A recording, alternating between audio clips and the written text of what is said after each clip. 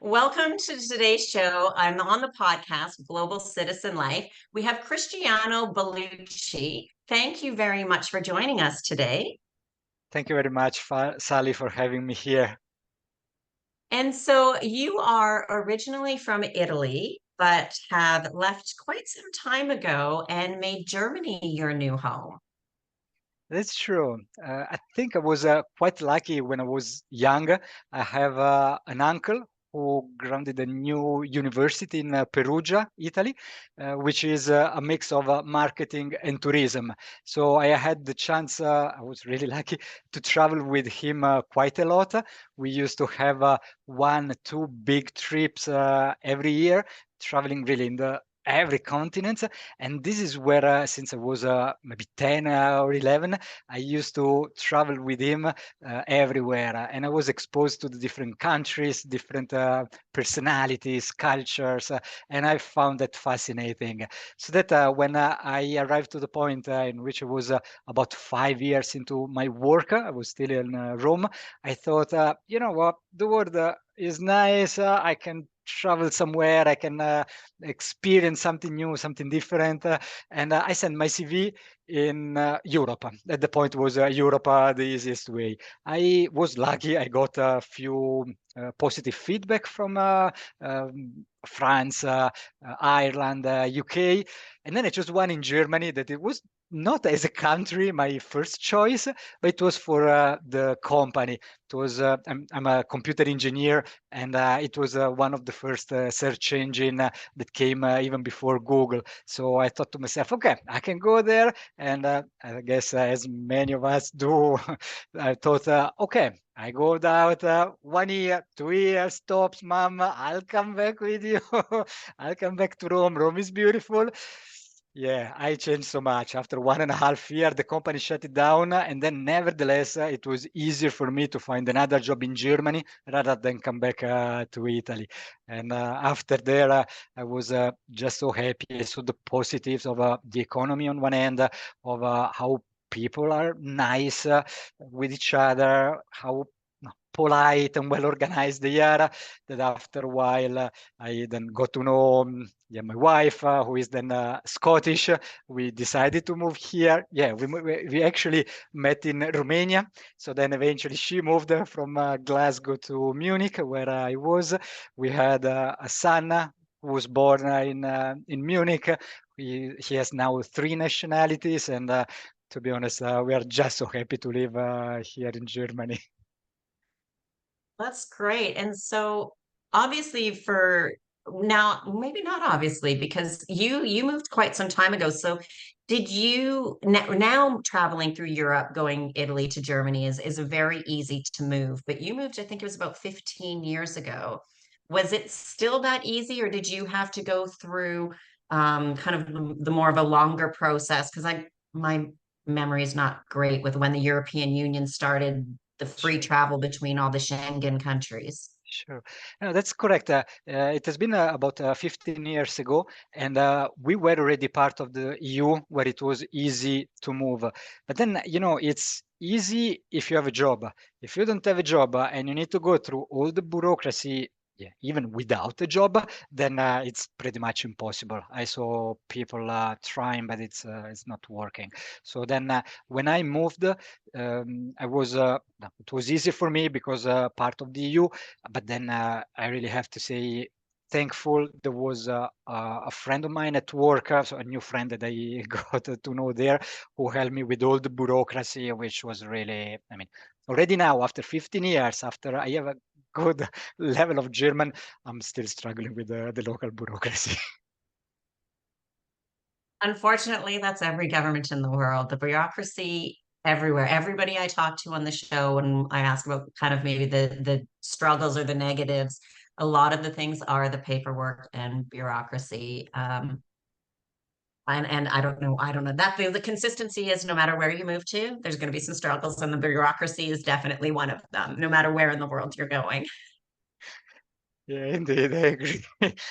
We just got married with my wife a couple of years ago, and then we were living already in Germany, and then at the point I didn't have the German citizenship.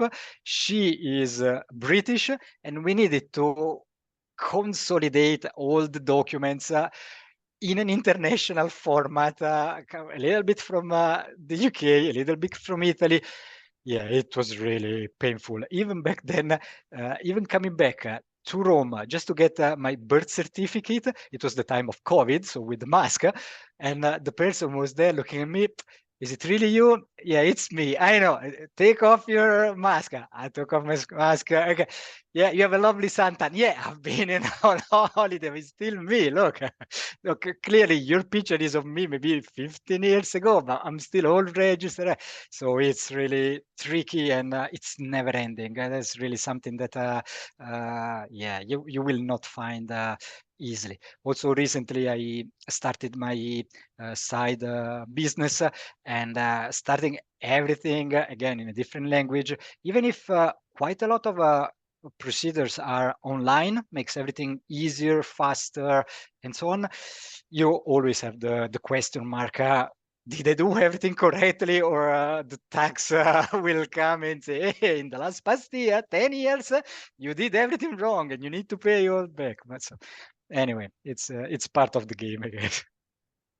And how is that process to start a company or a business in Germany? Is it in the sense like quite easy to register and get it started, or is it like in Canada generally we can go to a registry's office if we want a specific name, they'll search it. If it comes back, great, we pay some money and pretty much then we're done. We take those documents to a bank, we open up the bank account probably within a day or two, again done. So I mean, this is my memory from when I lived there more than 10 years ago now.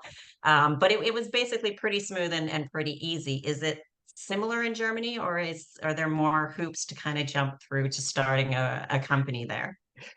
Right now, it's the process is pretty much similar, and I think that particularly few cities like Berlin and Munich that are very international, they have some hubs that explain you also in English what the procedures are, what options you have, because as soon as you start looking deeper what type of company you want, you need to open, and what procedure you have, how much money you need to put up front, what credentials you need to bring, becomes really tricky and difficult.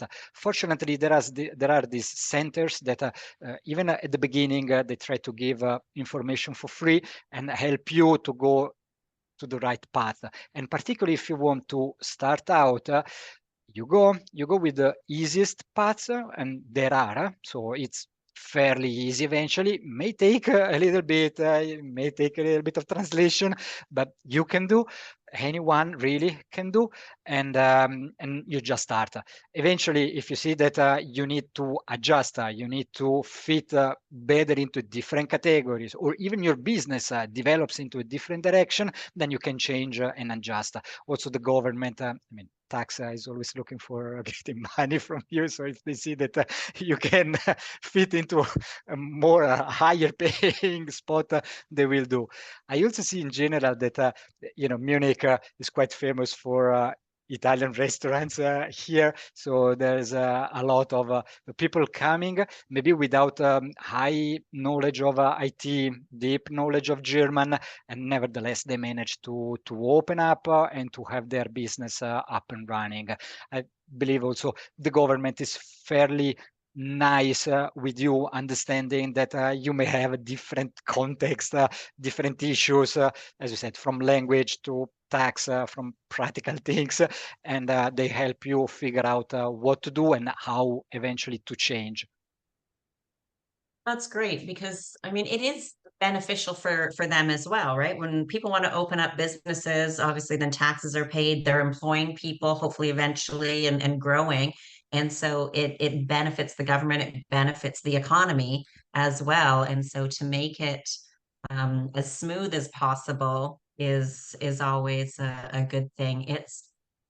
It's a bit different in Spain. Spain is the it just seems like they don't want people to open up businesses there. The amount of paperwork and documents and stuff. I have a friend of mine who is just going through getting her company set up in Spain, and she just said it was a bit of a nightmare. And she's like, it just feels like they don't want people to be starting businesses there. So I haven't opened a business or self-employment or anything in Spain, even though I'm got residency there. But she says it was quite challenging. So a friend of hers actually opened their company, I want to say in Italy. I might be wrong, but I want to say they found it easier to open in Italy and then have the company in Italy and then just paid themselves as an employee salary and lived in Spain. But it was easier for them to open in Italy. So, it's just something to think about depending upon if listeners want to open business to be what countries are business friendly, because most times I find people are interested in a few countries. If they're their first time move abroad, they're like, well, I like this place, and this place. Great. If you've got it narrowed down to three, then it's to look at the cost of living. If you're going to be having a company, which one is the easiest or makes more sense for what you're doing? Taxes could be another thing to consider as well. If you're unsure, and I know sometimes people are like, nope, this is where I'm going. And it's like, great, you're sure, then everything works.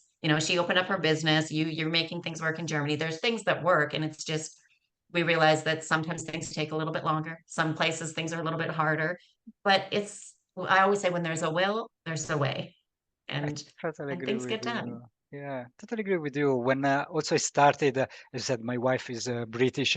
We considered to open our company, my company there because of tax reasons.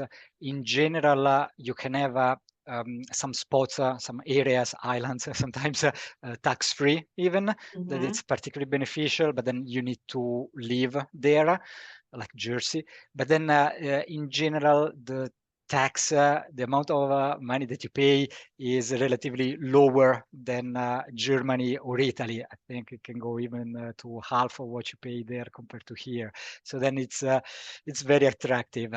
Anyway, sometimes I think when you are in a specific country, it becomes easier than to discuss with the local authorities and to try to move on. I found, for example, the bank is one of the key. Sometimes if you are remotely, it becomes difficult to find a bank in the country where you want to open your business. If you start everything in a country and then you move, becomes easier. Otherwise, it's yeah, being local, it's yeah, it's probably the best. Do you think in Spain is more about the language or the amount of details and bureaucracy that they require? I think it's the details and the bureaucracy because um she's fluent. Yeah, she's fluent in Spanish, and so she doesn't have that issue. But she just said that like it's kind of one of those things that happen in several countries. It's like, well, you need document A, but to get document A, you have to have document B, but you can't get document B without document A. And it's kind of that vicious cycle of things until somebody, then it becomes the luck of you finally get somebody that says, okay, I get it. I'll give you this document.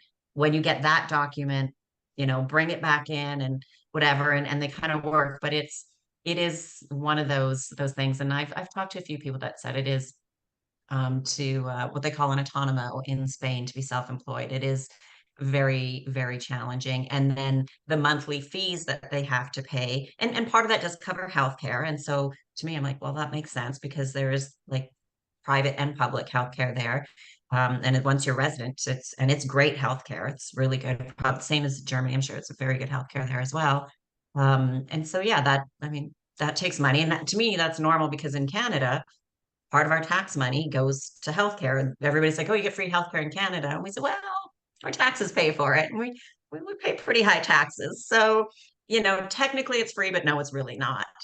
And so sometimes it's looking at that because then I talked to some people from the United States and they're like, oh, but taxes are more in Europe. And I said, but what do you get for your tax dollars in the United States? And then plus you're paying how much for healthcare? Well, you might be paying more on a dollar wise for taxes, but you're also not paying for healthcare. So then you're paying less overall in the bigger picture. And so sometimes we have to look at kind of everything because not everything is black and white. Totally agree with you. We noticed you mentioned healthcare.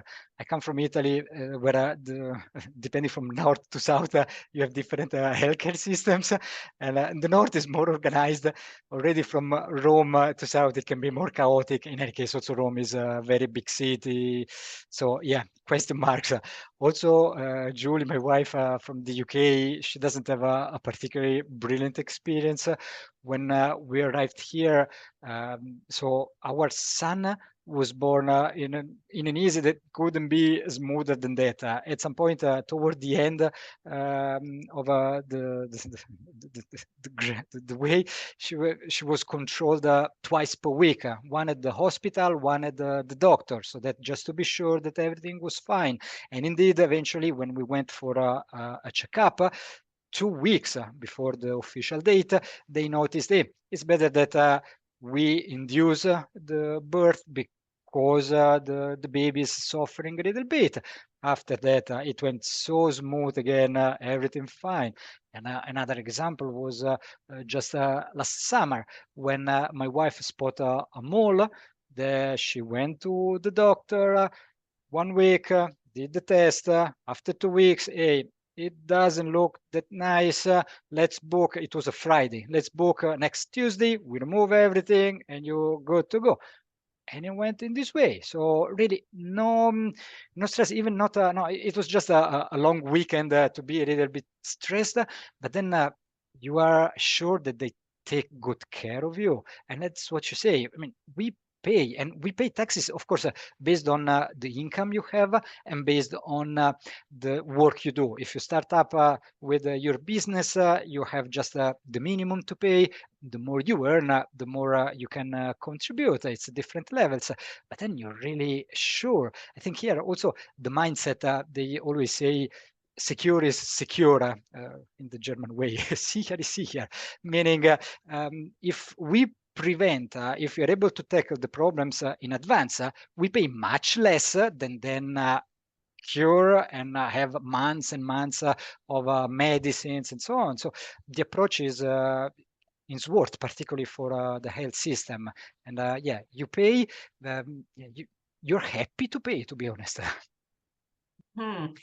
Well, and those tax dollars too, like it's healthcare, it's for school. I'm sure some of that goes for the schools and for those who have children. I mean, of course, you want your kids well educated. Infrastructure. I've been to Germany a few times, mostly Berlin, but everything seems to be quite organized, clean. I don't recall seeing like a lot of garbage or anything anywhere on the streets and stuff. And so there's and safe. I always felt safe wherever I went. It's great. So, I mean, we tax dollars go to pay for that. And so, yeah, there's a certain amount that I think is good to know that, if I get sick, I'm going to be taken care of. I can be safe in the streets. It's clean, it's nice. And I'm not saying that things don't happen. Obviously, we need to be aware of stuff as well. And not every place is perfect, but there is a cost to have all of those things. Yeah. I think a cost is one aspect. I believe the mindset, the mentality that people have also help a lot. Here in Germany, they tend to be organized. They are proud to be clean, safe, and so on. Still, it's what you pay. My wife now she's totally into rock music and concerts, and sometimes she finds we can go together. Sometimes I stay at home looking after our son, and she goes by herself. Nevertheless, she can go with the public transportation at midnight at the central station in Munich, big city, and I'm totally sure that will be totally fine and totally secure. And she has never had a problem a single time. And it's beautiful. It's beautiful for her as a woman. It's beautiful for us having a kid of 8 who can really just go across the streets and nothing happens. If something happens, you sure that there is someone who says, "Hey, are you okay? Do you have any problem? Did you lose your mom and dad? Do you need to find someone?" So it's a nice way to live here. Right. And so what would you say are some of the biggest differences between Germany and Italy, or more specifically Munich and Rome? Because there's a lot of people that like me, as before we started recording, that I was like, oh, I love Italy, and it's like it's a great place. And I think especially from North America, we really kind of romanticize Italy and Paris and certain things, that there's just, we think of all the good positive things. So um what were some of the reasons, like I know you talked about like you've just traveled and you can expand, but what are some of the main differences that maybe you like and dislike between the two? Sure. Munich is seen as the northern city of Italy, so we're quite close, even if not much. But when I started in Germany, so my life 2.0, the original one, was in the North Rhine-Westphalia, so north west of Germany. It was really quite far away. Starting from the weather, that it's still, I mean, still challenging. Particularly over there, you really have many days of gray rain and so on. And yeah, coming from Roma, where we have cold maybe 3 days per year, and then the coldest days are 10 degrees plus Celsius, so it's quite comfortable. So yeah, the weather is still a little bit a challenge, but then again, you try to see the positives. Particularly here in Munich, we have the Alps 1 hour from here. You take your skis, you go there, and you enjoy skiing. So you need to adjust a little bit. I guess one of the points that I'm not adjusting, not compromising too much is about food. And yeah, food is quite difficult. I know it's a stereotype. I like pasta, I like pizza properly done. Eventually, I end up doing my own cooking on my own so that I'm sure of what comes in. And yeah, when I come back, I have to say also, coming back and going to restaurants, I see, I don't know, the quality is maybe different, or I'm getting older and I like to stay with my mom. I prefer my mom's cook, and that's it. The way she cooks is fantastic for me. I would stay all the time at home cooking with her. But yeah, otherwise, I think life here is fantastic. The work possibilities are, yeah, in general, higher uh, than in general, I think in many other countries in the world Mm. that they saw. So that makes a huge difference. On one hand, I like working. On the other hand, work is sometimes one of the basic aspects to, to feel safe, to gain your no, life starting in a country and going on. I think right now I enjoy more going back to Rome, where I am, and we have also a house at the beach nearby, just more for holidays, where you really have, Hmm. as you mentioned, you have just the positive aspects. You have the beauty of everything, only the sunny days, and then when it comes to, yeah, come back and work and maybe have more than the real life, if you want, and also to grow the kids. I think here is a great combination. We said education system, safety, healthcare. They are all aspects that, on the long run, make you feel choosing Germany over, to be honest, over many, many, many other countries. Hmm. And that's one thing I was going to ask you too, was the education system there? Obviously, it's going to be quite good. Do you think it's better than in Italy? Like, I don't know if you have brothers and sisters, so if you have like nieces and nephews that are in the school system in Italy, to give a bit of a comparison between the two. Oh yeah, definitely. I think it's a bit challenging. I don't know. Here they say that Bavaria is famous for high education, or better for kids being particularly smart, hardworking. In my opinion, also compared to the kids both in Italy and in the UK, they are put under such a pressure since young age that it's a little bit a question mark. So yeah. Anyway, I see still the also the positive on that, means that the kids, yeah, have to choose and maybe to put a little bit more effort since earlier on in studying, but then the general the system is so worth that you're sure you will gain a good knowledge growing up. And the university also is generally free with a low entrance fee compared, for example, to compared, for example, to the US or North America in general, or also the UK, at least some part of there. And I think being so my wife speaks English, so our son is trilingual. We try to push him into a private school since the beginning so that he can, so then the school is a bilingual school, German and English, where he can foster these languages, but that's the only reason. Otherwise, I have many friends here going to the public school and being totally happy because the quality is high. That is the drawback of the pressure compared to the other countries, but still it seems something that we can afford. Well, it's good to have the opportunities, but even knowing that the public system is very good, and for university, I mean, like you had mentioned in North America, kids will go to, I shouldn't, well, yeah, they're still kids. They might be adults, young adults. They go to university, and they come out tens of thousands of dollars in debt, some even more, depending upon how long they go to school.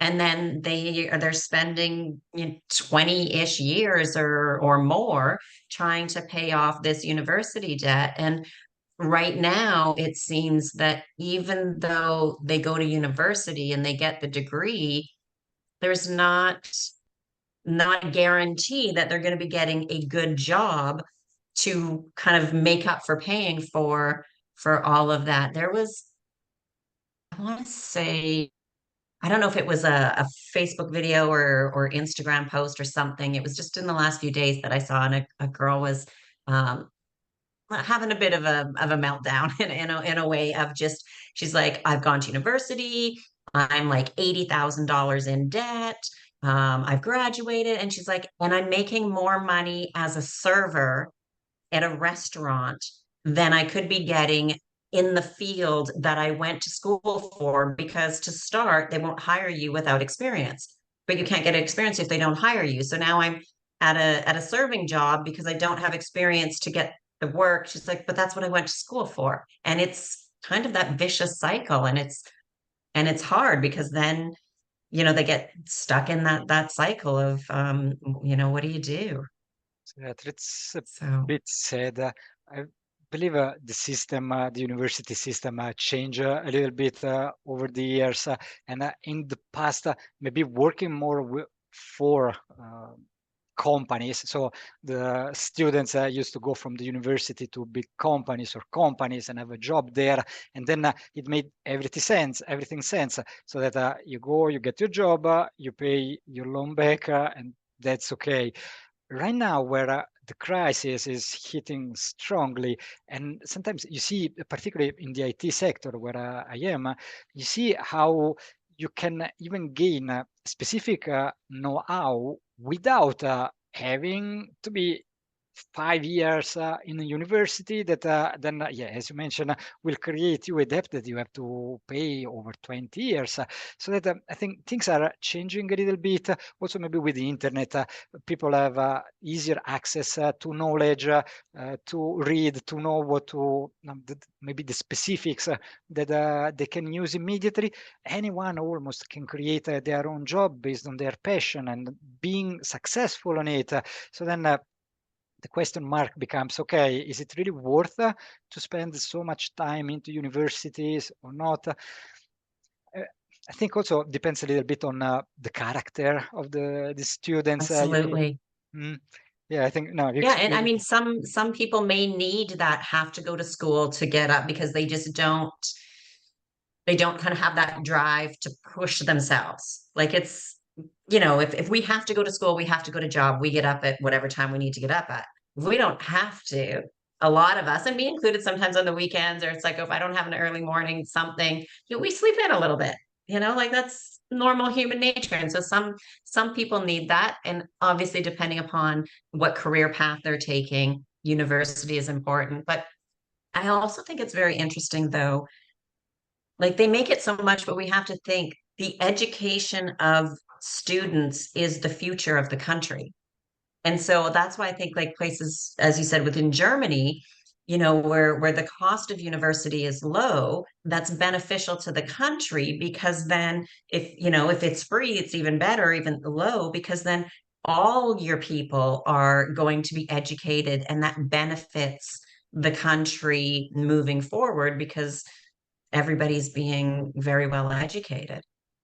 I totally agree. Once again, is coming back to how much tax you pay. But then, if everybody Yes. can benefit and you have more an equal system where everybody can access the same resources, the same information, the same Mhm. know-how, then everybody has the possibility to grow based on their own wishes. Sometimes, no, they may need a support and a direction, and that's fine. Or sometimes they want to study more, or they even want to be very specific in their field and get a doctorate after that. And for example, here also the PhD is the period when you study for it is well recognized and proportionally well paid, so that it's almost like having a proper job. So, I mean, it's nice, and it allows the different people to follow their passion, their vocation. So it seems nice. No, I think it is great, and it would be great if more kind of countries took that lead to do that. But for people who are thinking about relocating and moving, that for them that might be something to consider if they have kids to think, okay, well I have kids, what school, university, where that could be one of those things that are important for them to think about with a relocation. um, and then the language as well. Learning German, I don't believe is that easy. Okay, here we can open, all the jokes. You don't need a life to learn German. It's too short. But yeah, it's really challenging. It's also true that, also with people seeking asylum from abroad, Germany has worked a lot to be inclusive and to get everybody and give the basics, including language courses, so that even if you are a normal family thinking to relocate, you can be sure that the government will support you in learning the language, because it's seen as a proper mean to be part of the community. You want to be integrated, you Mhm. want to understand what's going on, you want to interact with the locals, and that's again a sort of easier way to be integrated. I think sometimes when you compare with the US, maybe the size between US and Western Europe is comparable, but then the language makes a huge difference. It's not that you can easily move in the EU if you don't have the language. I was lucky enough because in IT, English at the beginning is the international language, and it's fine to start. But immediately after that, you really need to spend time in learning the local language if you want to communicate, if you want to be well integrated. And again, Germany is one of the countries that helps you with that. That's great that they do that. I know in Barcelona, they will help with Catalan because it's part of the Catalan region. So for anybody who wants to learn Catalan, they can get free Catalan classes. Spanish, unfortunately, though, there's no free Spanish classes that I'm aware of anyway. But it's true. Being like my Spanish, I'll admit, is still horrible. Like it's not great. I do practice a bit, but I travel quite a bit, so I'm in and out a lot. My excuse anyway that I always use. But it does make a difference. It makes a difference. Even there was like one time I was on the train had stopped and they made some announcement. And I'm like, I have no idea what. And then some people were getting off, some people were staying on. And I'm thinking, like, I don't know what's going on. Should I get off? Should I stay on? Like, I don't know. And sometimes it's just things like that. Of course, dealing with all government things, the local language is required. But yeah, just day-to-day life, it is a lot easier. And some things just don't translate. There's, there's just things of conversations and stuff. It's like, what does that mean? They're like, well, it doesn't, there's not really a word in English for that. And so it does make it more integrated and your experience better with learning the local language. I agree. I find just even nice if you just go around the corner for the grocery or so, and you can have just a quick chat with people. I think it makes you feel more really local. Now we are organized with the neighbors just to have something, drinking something together, a little bit of biscuits, and just share a little bit of moment together. I think it's nice. It's really just make you feel part of the community. Yeah. Do you find also then Absolutely. challenging to learn Spanish? Um, yes and no, because it is quite different from English in the fact of everything's masculine, feminine, and we just use the in English, which is very easy. But then there's a lot of words that are very similar. So just kind of the ending changes. So word wise, it's not too bad, but the sentence structure is a little bit different. So there's parts of it that I'll have days that I'll be like, oh, I'm getting this. I'm doing good. And then the next day it'll be, I don't understand anything. What? Like but my problem is my inconsistency. And with learning a language, we need to practice every day to be honest, and not, like 15 minutes. Like it really does need to be more. Once I think a good base is done, then to keep it, yeah, 15-30 minutes is fine. But the initial, I have not been as consistent as what I need to be and put in the time to learn it. And I mean, that's just all on me. I can't blame anybody but me for that one. I wish I could. It's somebody else's fault. No, It's part it of is our just life. me. And I mean, and the Spanish language is a great language. And there's, I think I read one time 22 countries that speak Spanish. So there's a lot. So I definitely need to, and I have been practicing every day recently. I've been doing a little bit every day. I probably should be doing more, but I am practicing a little bit every day. I'm going to be heading back to Spain in a little over a week. I'll be there for a month. And so then that way I'll get some rest. So I thought, okay, I gotta get practicing more to use it more. But it is challenging. I do think it is harder to learn a language when you're not in the country that speaks that language. So for me, being in Montenegro, practicing Spanish, I just practice by myself because here they speak Montenegrin, which is a form of Serbian. It's very similar to Serbian. Um, and so I mean, there's not a lot of Spanish speaking people, and I don't speak any Serbian at all. It's another one that's kind of tough to learn. Or Montenegrin. I have to be careful because some people get offended if I say Serbian and they say they speak Montenegrin. But from my understanding, the difference is basically like, well, it's like Spanish or like English, British English compared to North American English. There's some words that are different, some things that are different, but they're very similar. If I speak one, I would understand the others. But yeah, and so yeah, I just to try to learn all languages, like it's just too much, and I just need to prioritize one. And one, it should be Spanish that I do prioritize because it's just more widely spoken. Um, and that's why with living in Spain, some people are like, "Oh, you need to learn Catalan," and I thought, no offense to anybody, but it's just such a small region that it's more beneficial for me to first get Spanish down and do that because more regions in area, and then once I get that, perhaps to work on Catalan if I'm going to be there more kind of full time or long term. But at this point, I don't see that happening. Yeah, you're right. And I think consistency then is the key. I also noticed when I was really exposed to work with German people speaking German for a few months in a row, that's when something clicked. Not that I really speak or, or talk properly, but still, at least we were able to understand each other.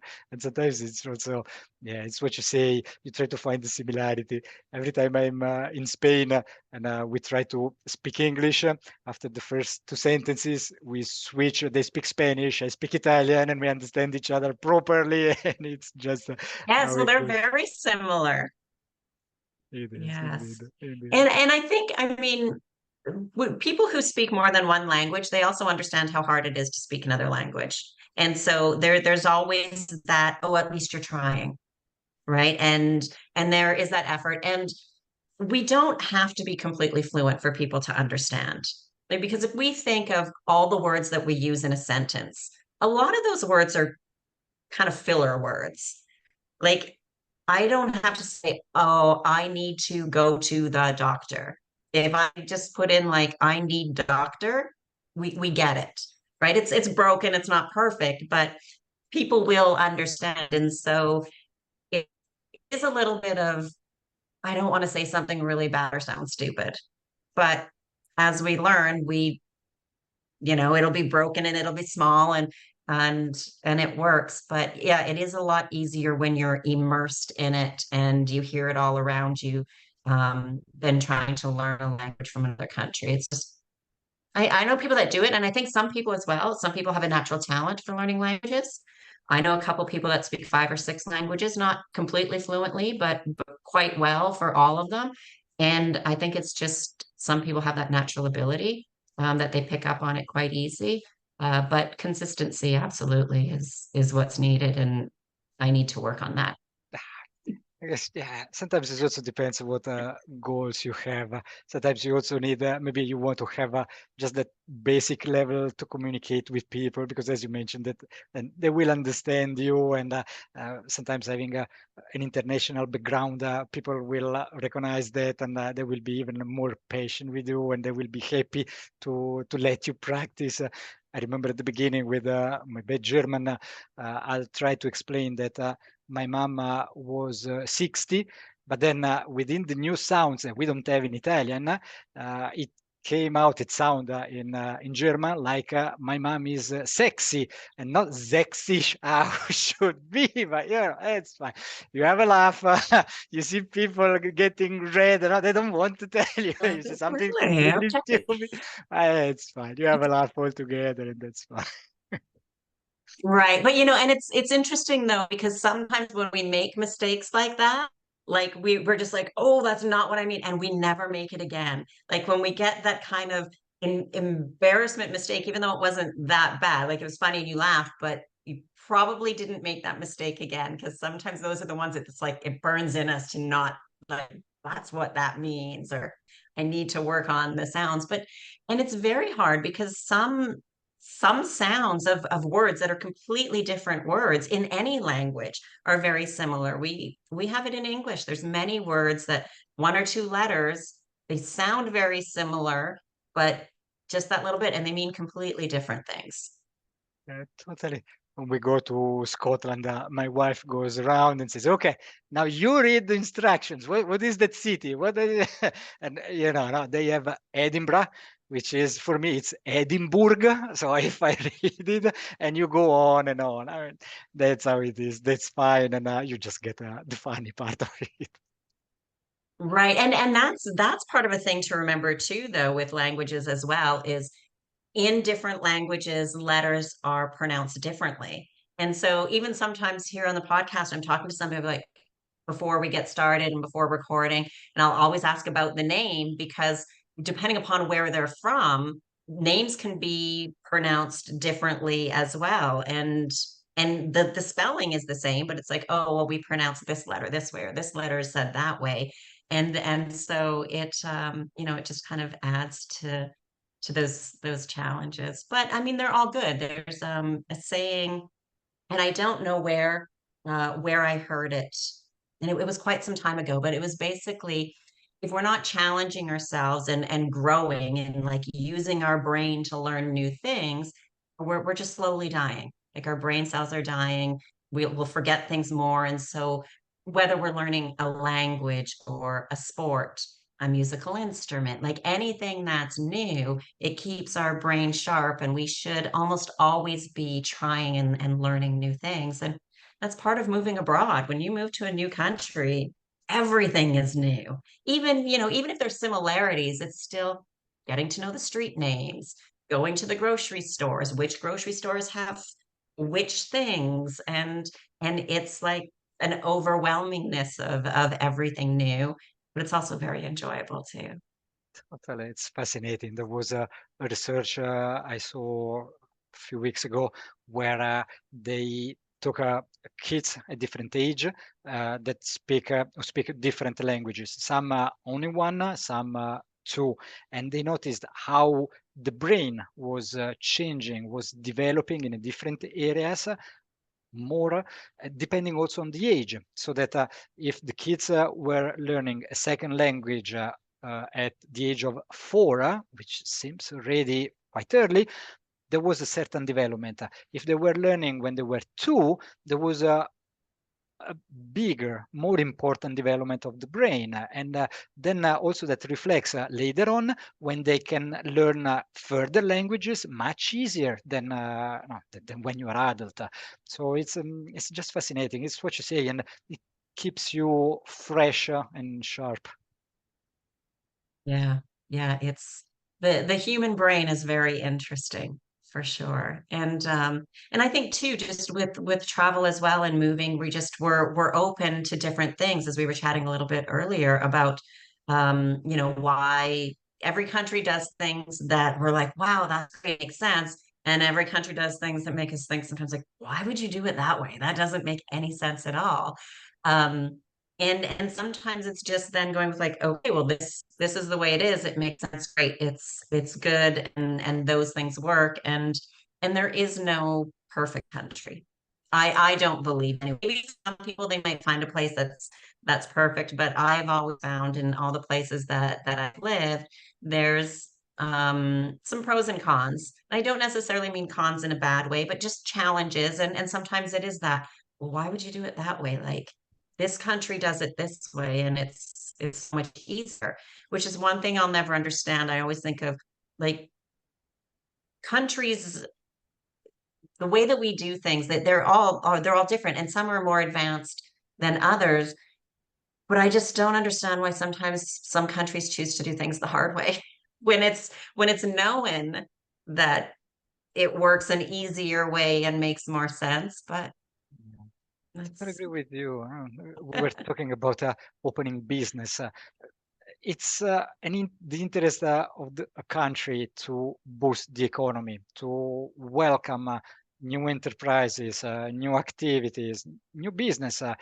They flourish, they give other people a job, they pay tax. It's all positive.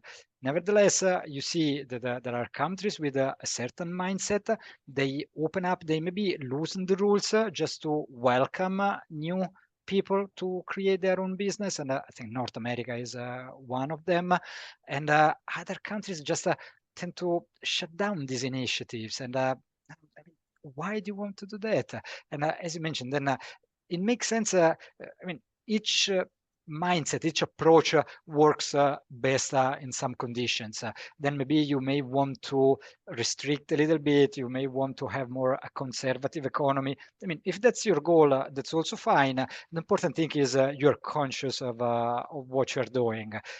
Otherwise, for us, having more an international mindset is just beautiful to see how people think and to reproduce the same thoughts, the same approach, so that we can benefit from the same mentality when we need. So we are in control, and we can decide what works best for us in each moment, in each situation.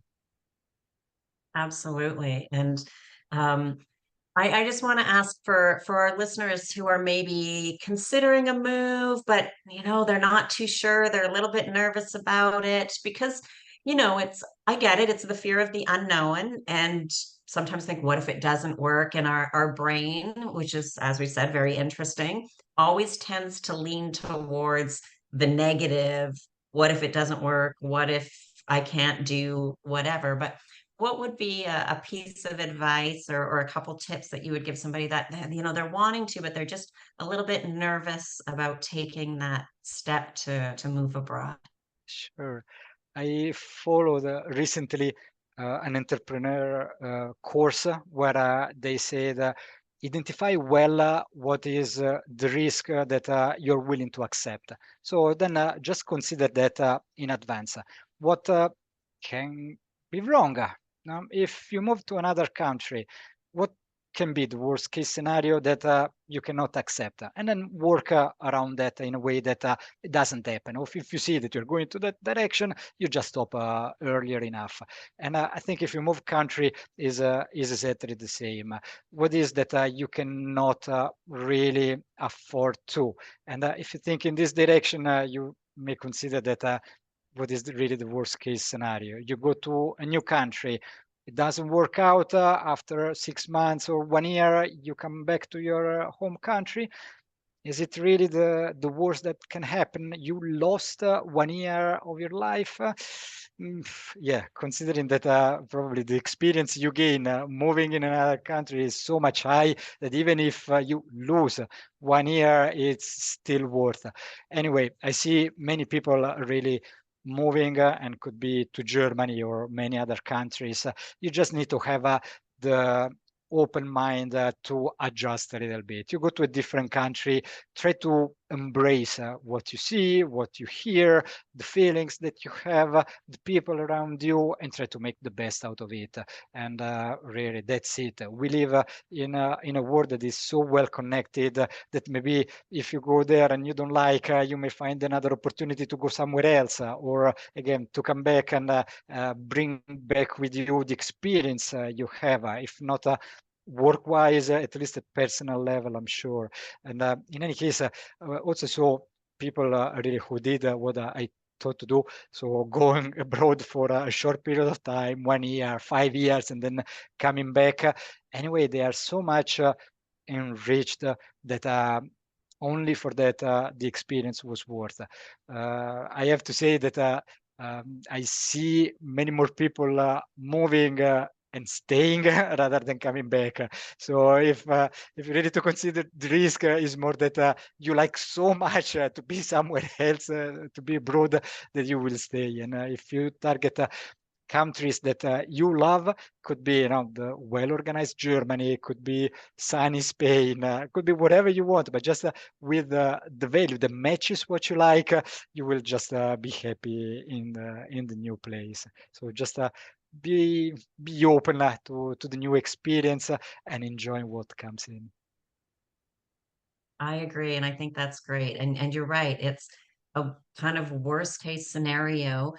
You can always leave to go back, or maybe it's just not quite the right city, right? Because even sometimes like in Germany, for example, each city has kind of a different vibe, different things going on. Things are some are quieter, some are more partyish, some are more, cooler weather, warmer weather. I mean, sometimes we have to think of that. So it is narrowing down, but I haven't met somebody that has regretted moving abroad that I know of anyway. There may be people that have, but I think you're right. Most people who say, "Oh, I'm just going to go for a year or two," they end up being longer, or they continue to move and enjoy other countries as well. So I just want to say thank you very much for your time. I really appreciate it, and I know our listeners got a lot of valuable information. Thank you very much. It was a pleasure, and good luck everybody who wants to have this step.